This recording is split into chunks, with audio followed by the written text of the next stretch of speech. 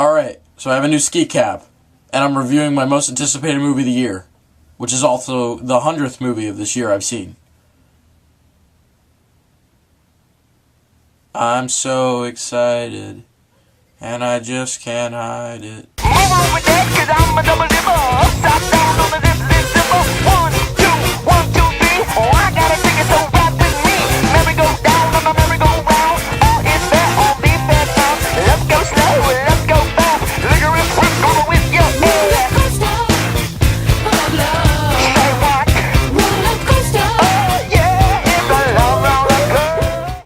Mr. Google here to review the Jonathan Levine film 50-50 starring Joseph Gordon-Levitt, Seth Rogen, Anna Kendrick, Angelica Houston, and Bryce Dallas Howard. 50-50 is inspired by the true story by Will Reiser, the writer, who actually makes a small cameo in the film, which this thing actually happened to him. He had the same cancer.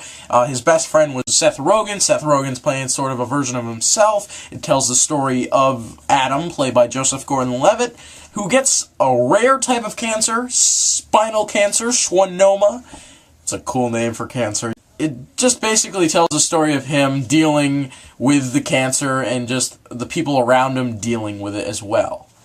Now, going into 50-50, I was extremely excited, not only because it was my most anticipated film of the year, not just because of the cast, it was because it was going to be the 100th movie I was going to see this year. And last year, The Social Network was my number 100 of the year, and it ended up being my favorite of the year. What did 50-50 do? I will tell you later. 50-50, though, was exceptional. It was amazing. It was phenomenal. It is one of my favorite films of this year. It's from the director, Jonathan Levine. He directed The Whackness, my third favorite film of 2008, which made... Shut up! Fucking motorcycles, man. I hate this!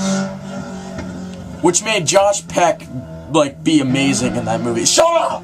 Shut up! Motorcycles! It was a movie that really did blend comedy and drama really well, and when Jonathan Levine is handling this sort of material, I had a lot of good hope, and he lived to the hype, because I loved 50-50. The script by Will Reiser is so awesome. The humor isn't, straightforward, in-your-face comedy. It's, very smart humor.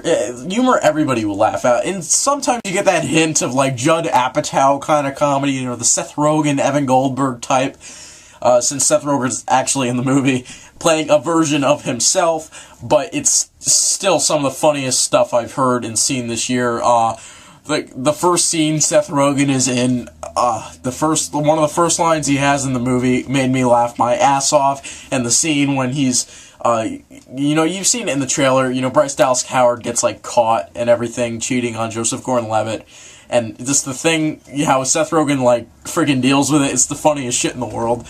Going to the performances, Joseph Gordon-Levitt, one of my absolute favorite actors of all time. I could say that now. 500 Days of Summer, Brick, Inception, Angels in the Outfield. I mean, the guy's unstoppable when it comes to awesome movies, and 50-50 might be his best performance ever.